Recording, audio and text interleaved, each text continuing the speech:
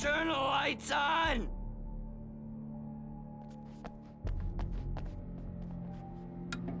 Thank you, man, thank you. Hey, you're all right. You're a good guy. Don't let anybody tell you different. You know, I shouldn't even be in here. The cops, they got it all wrong. See, sure, I beat him up, but I wasn't drunk. I mean, I wasn't drunk at the time. I only got drunk afterward. Okay, listen, you gotta listen carefully now. Here's the kicker. That wasn't Danny. No, sir. It only looked like him. You wanna know who it really was? I'll tell you who it really was. It was a goddamn space alien! I know it sounded like something a drunk would say, but believe me, I wasn't drunk then.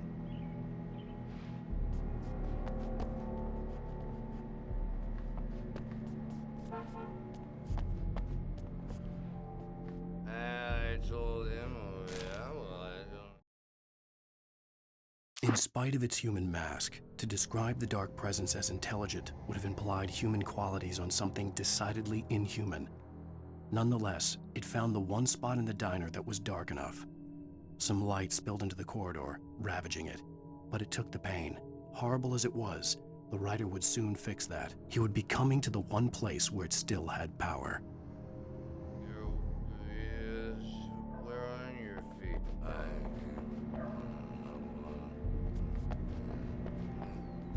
The early morning light hurt my eyes and made my head ache.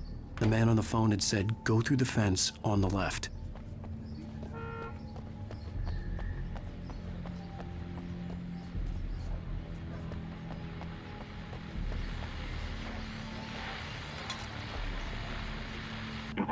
Well, folks, it's been another long night, and it's about time for me to sign off for a while. God knows I need my beauty sleep.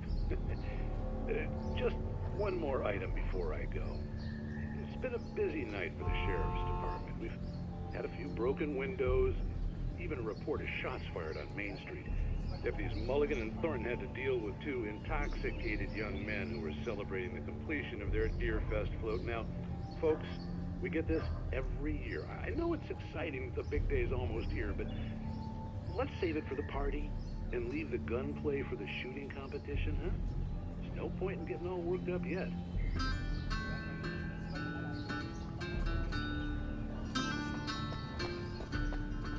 The caller had told me to find a hole in the fence behind the police station. There was something for me in an abandoned car.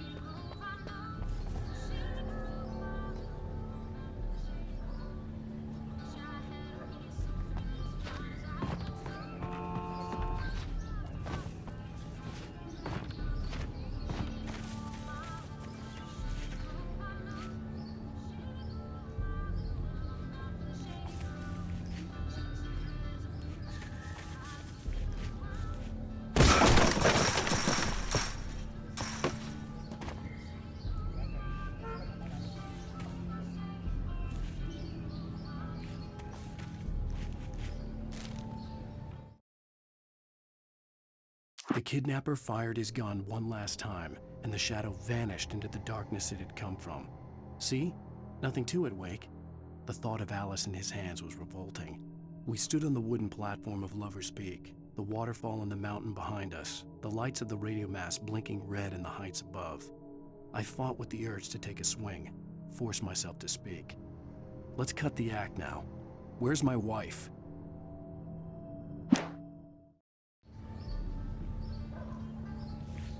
Alice's driver's license had been placed on the front seat. The caller meant business.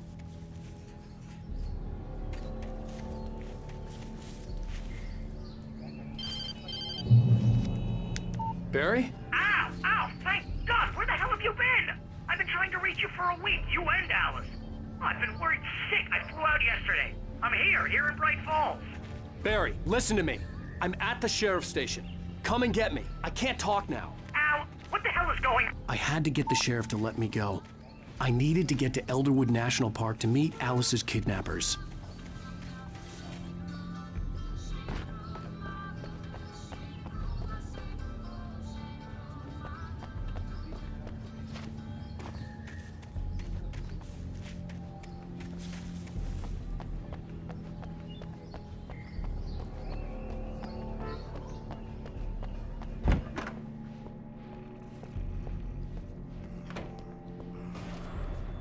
writer is a light that reveals the world of his story from darkness, shapes it from nothingness. The way a sculptor carves a statue from a block of granite. If I stop, the world I'm making dies. Darkness will reclaim it. It's a long, hard journey into the dark. Alice's life is at stake, but I can't think about that, or I'll lose it. The dread lingers at the edge of perception. I'll push on. Anything is possible here. I'll write the story. I'll save her.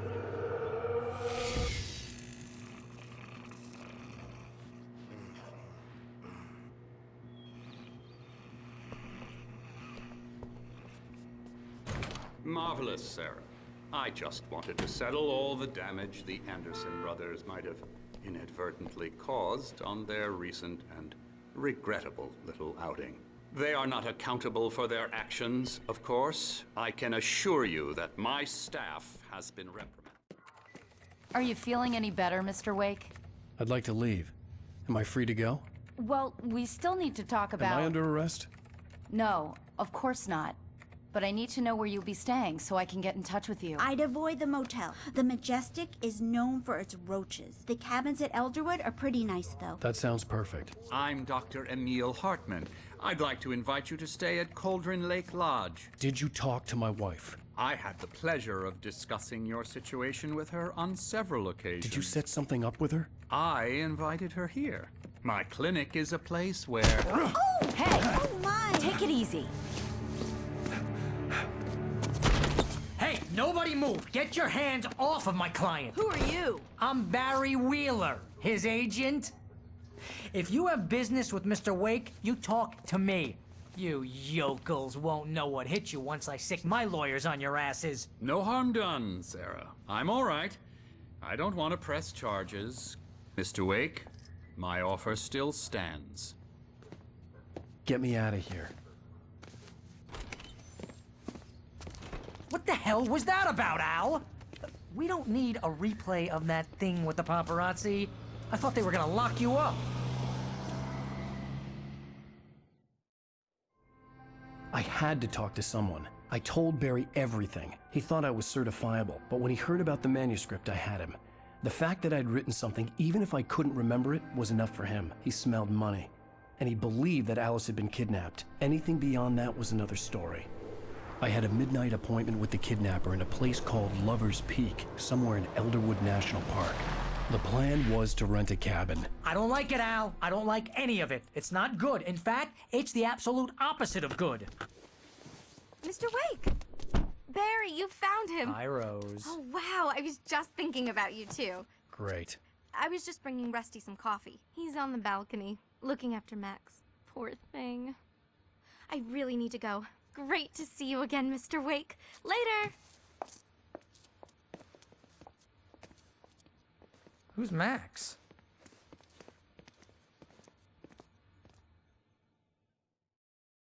What an airhead. Jeez, Mr. Takes a swing at everybody. This is not her fault. She's a very nice girl and, more importantly, a fan.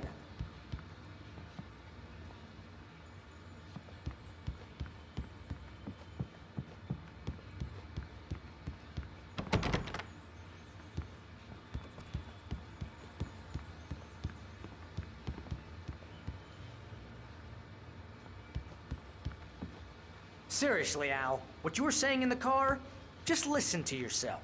What, you shot a guy and his body just disappeared? When was the last time you slept? Are you high? Wait here. Have you been drinking? No! Look, Barry, I'm missing a week, and someone's got Alice, Do you and everything's just... understand what it sounds like when you say stuff like that? Don't get me wrong, it's a good story, could be a bestseller. But when you start confusing fiction with reality, you're buying yourself a ticket to the funny farm. Wait here.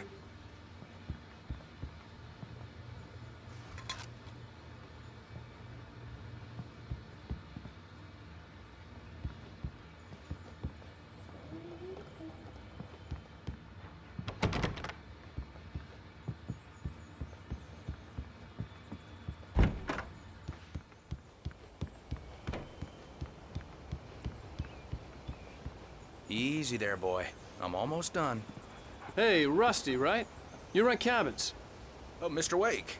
I'd shake your hand, but mine are kind of full here. Actually, I'm sorry about this. Would you mind grabbing the registration form from the desk? It's just across from Bucktooth Charlie. Okay, sure. What happened? Crazy poachers. Max here got his foot caught in a trap. They're illegal to use here. Hell, you're not supposed to hunt within the park at all. But that doesn't stop some lowlifes. Well, at least Max is gonna be okay. You got lucky. Max is still groggy from the shot I gave him, and I'd rather not leave him alone just yet. The form's on the desk across from the mammoth skeleton. Seriously, Al, you can't just go and meet a kidnapper. Those situations always end up in disaster. You gotta talk to the cops. She's my wife, and it's my call. Can we talk about this later? No, this whole thing. Listen, you hit your head. I mean, geez, Al, come on. You gotta understand how crazy all this sounds. If you're trying to pull a joke on me, freak me out, it's working. Ha ha, let's have a laugh on Barry. Well, you had me going there real funny, Al. You can quit it now.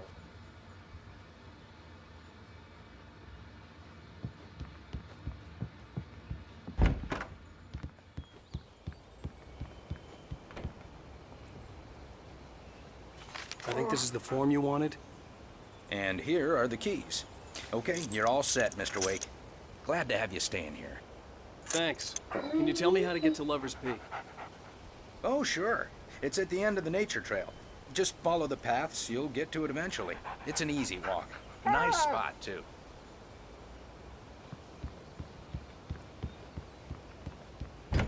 Look, Al, you're asking me to believe that you shot a dude who went poof into thin air, a guy who was bulletproof until you pointed a flashlight at him. You hear that from people who end up spending time in padded rooms, strapped to their beds, wearing white shirts with too long tangled up sleeves, and eating a healthy diet of pills. Al, you make cruel jokes about people who believe that kind of stuff. You're the skeptic. You gave me an hour-long lecture on homeopathy last month. What was it? If there's no proof, it's pure bullshit. Period. Guess the laugh's on me then. Al, come on! I mean, okay. Okay, maybe something weird happened to you, okay? Well, thanks for the heartfelt vote of confidence. All I'm saying is you gotta throw me a bone here, bestseller. What would you think if it was me?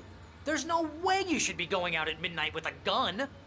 No one asked you to come here, Barry. Either work with me on this or go straight back to New York. Your choice.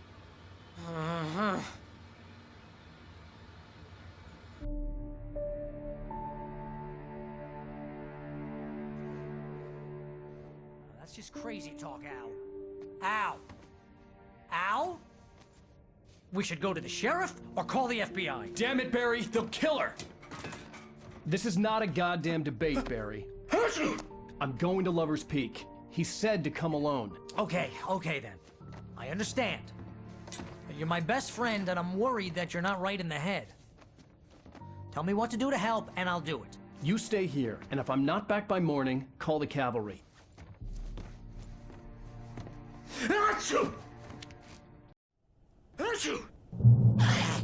Just be careful with the natives, Al.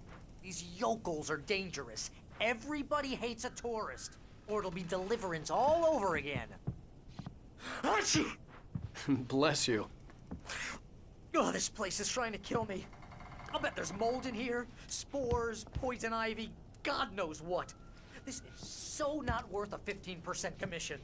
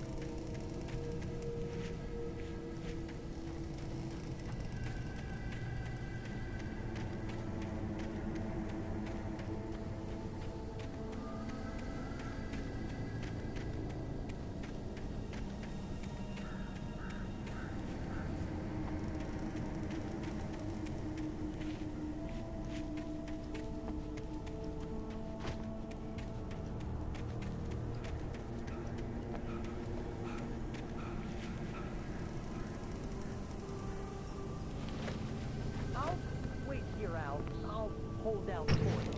I'll be with you in spirit every step of the way, Al. Walk through the door now.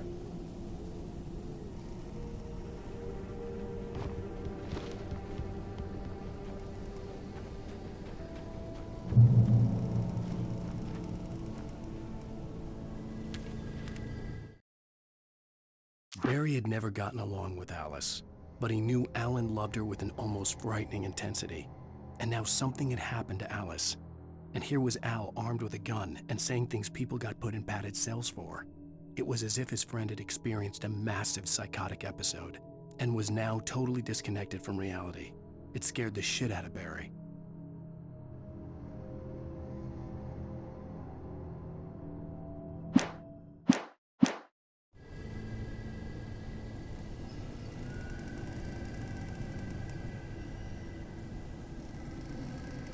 Barry had the keys to the car he rented. Wasn't a long walk to the visitor center, and it wouldn't be any use to me in the forest. I knew I should have gone to the cops. This wasn't the smartest thing I'd ever done, but I was still angry with Barry for trying to talk me out of it. These people had called me right in the sheriff's station. The cops wouldn't scare them, and they had Alice.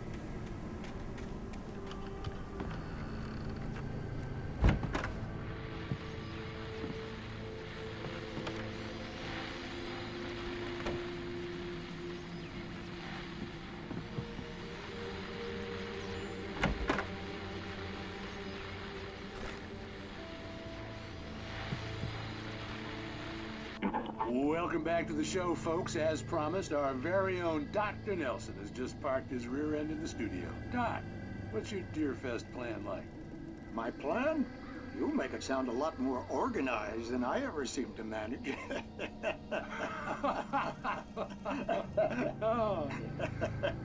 No plan, really. Just taking the atmosphere. I'm getting a little too rickety to do much more than that, you know. Oh, tell me about it. No sack race for us older gentlemen, huh? Yes, exactly, Pat. But I'm going to check out the parade, of course. And I'll be one of the pie contest judges, too. Well, that takes a different kind of constitution. Oh, yeah. It's my kind of exercise. Now, Doc, seriously, you're in pretty good shape, though. You're the outdoors type. I know for a fact you're an avid fisherman. That's right. Matter of fact, just caught a heck of a largemouth bass early this morning. But you're not taking part in the fishing contest? No, not this year. See, Pat, I'm just not that competitive anymore. Now I just like to take my time and enjoy the peace of it. It's no fun if I need to worry about what I'm catching, you know? Well, considering your track record, the participants are probably pretty happy you feel that way. Well, Pat, that's kind of you to say.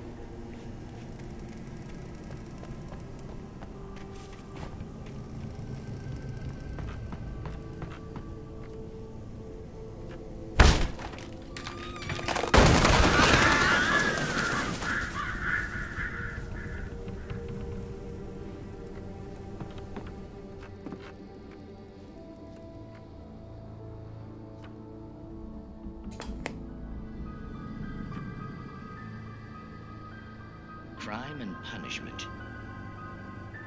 The cancer and cure of civilization. But some crimes are impossible to punish, especially in Night Springs. Tonight's episode, The Man in the Mirror.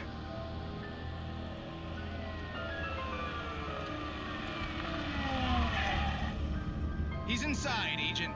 He's a weird one. So, you're confessing to killing that guy, huh? Why? Had it coming? Yeah, but why would you do that? I mean, you're a nice guy. Normal. Took a kid to a soccer game. So how come at the game, you pick a guy and, quoting from the arresting officer's report here, assault the victim's head area repeatedly with the weapon of choice being a pair of bare fists? Wow, that sentence really flows, huh? Maybe you're not the literary type. Okay, so you mess him up. But why? Who was that guy? We couldn't ID him. Why would a guy like you do him like that? I didn't like his face? Well, you must have hated it, because you really went to town there. I mean, there's no way to tell what he looked like. No ID on him either. That must be difficult. But then we ran the fingerprints. Got a match. Your prints. Identical. Huh, how about that? Your son said you were wearing a white shirt when you took him to the game. But the white shirt is on the dead guy. It's plenty red now. You won't get away with this. Do you really think that's in any way relevant to me? I had plenty of time to talk to my boy before the cops arrived, you know? He won't stop screaming, am I right? You think he's ever gonna be okay? I left my mark, believe me. You bastard. What? You gonna shoot me? What's the point? I'm going to prison. You got me. I don't understand any of this. And you never will. Don't worry. Maybe you'll see me again, Agent. Maybe in the mirror.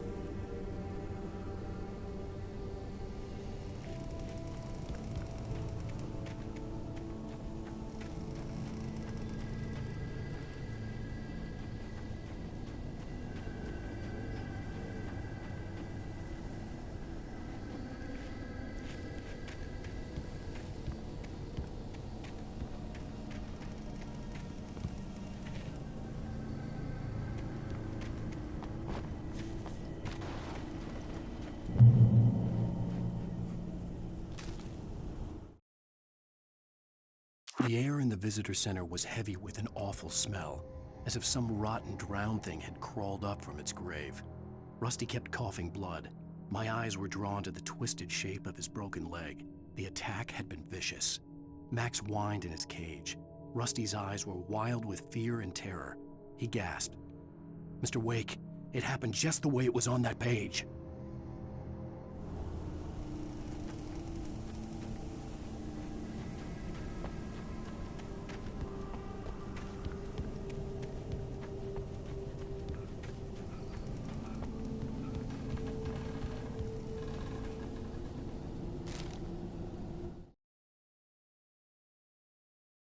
Rose knew that Rusty was in love with her, and she liked him too. She liked him a lot. He taught her to dance, and life had certainly taught her the value of a man who was gentle. He treated her well, made her smile, made her feel good. But Rusty wasn't the prince of her dreams, and that tended to underline the unbearable truth. She was no closer to that Hollywood magic than he was.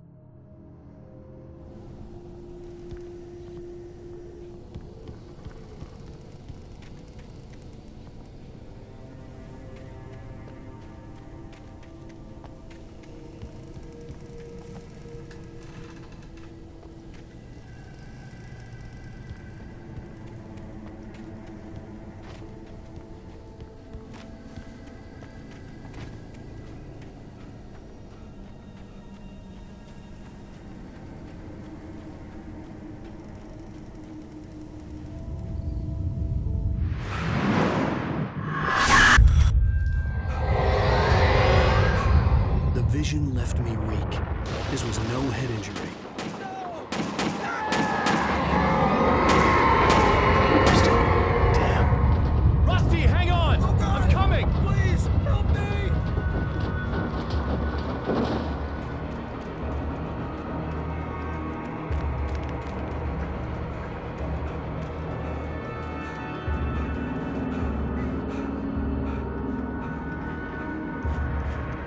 Anybody? Help me! Help me! Can you hear me? Anyone! Please help! Hello? Back here. I'm back here. Mr. Wake? Oh, hell. It happened just the way it was on that page. I found. Came true. It knew. So dark. It'll come back for me. You must. The lights. In the office. I have the key. Okay, Rusty. Hang on. I'll be right back. Whatever did this couldn't be far. Rusty had found a page from the manuscript. It would help me understand what had happened. Shh. Good boy.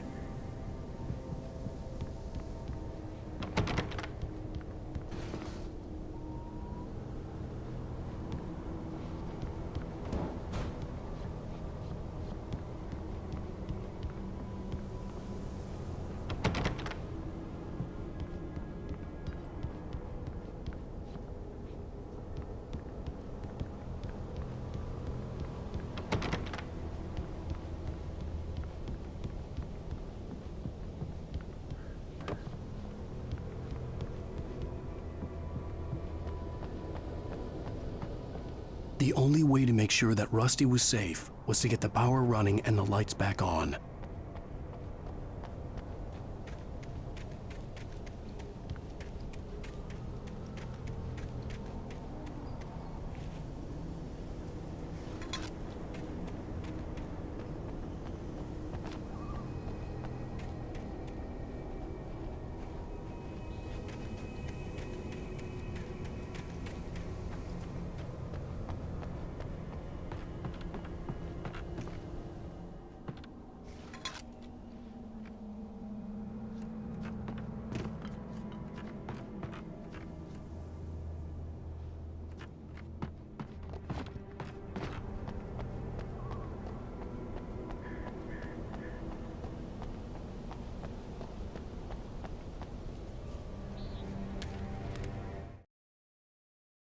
The visitor center was sturdy, but the impact turned the front of the building into splinters. Rusty was thrown across the lobby like a rag doll and hit the far wall hard. It didn't hurt until he tried to move and saw his leg bend the wrong way, felt the broken ribs stabbing him on the inside. Rusty howled in pain and fear, suddenly afraid to die alone.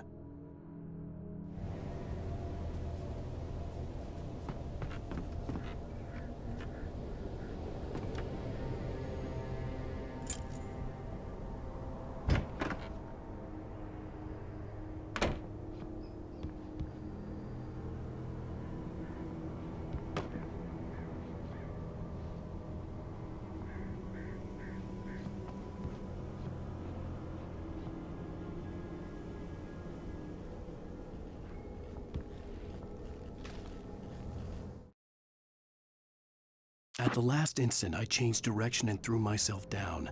The axe splintered the trunk of a tree. I stumbled into the pool of bright light. My lungs burned. I was too exhausted to move. I tensed as I waited for the killing blow, but it never came. I raised my head. Nothing moved in the darkness beyond. For the moment, bathed in the cold light, I was safe.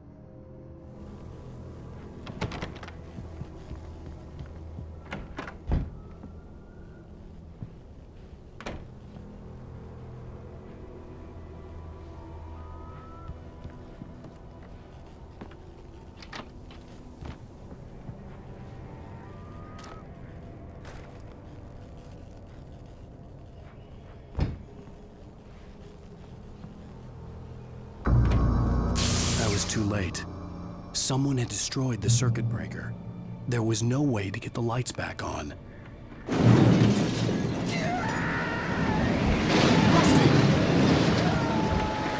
Rusty! The ground was covered with oily patches that looked like liquid darkness.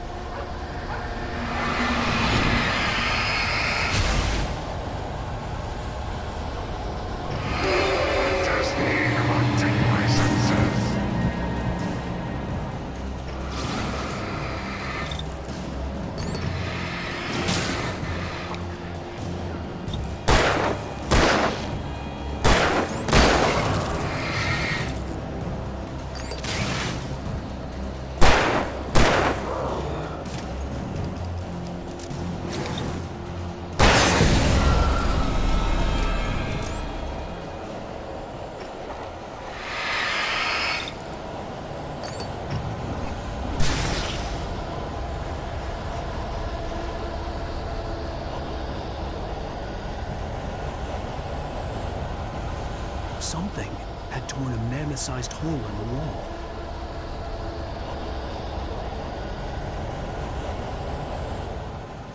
Please! Don't feed the animals!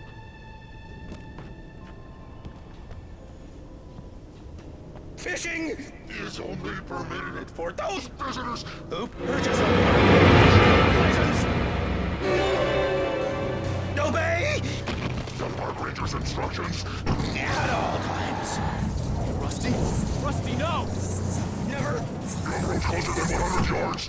Two bears and wolves never approach any other wildlife closer than 25 yards. Must release at all times. Never leave your pet unattended. It is against the law to remove any natural objects or historical items.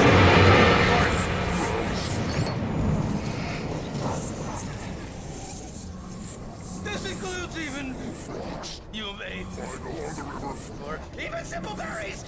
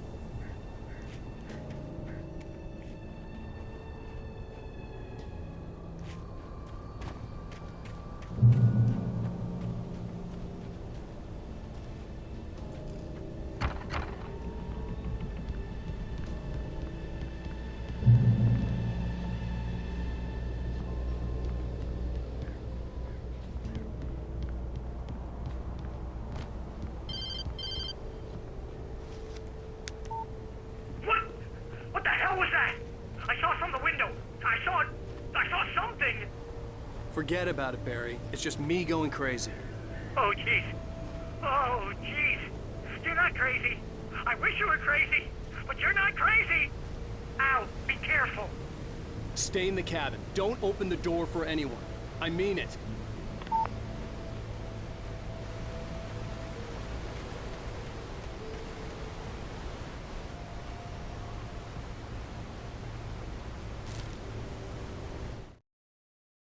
In that last instant of consciousness, Rusty thought about Rose.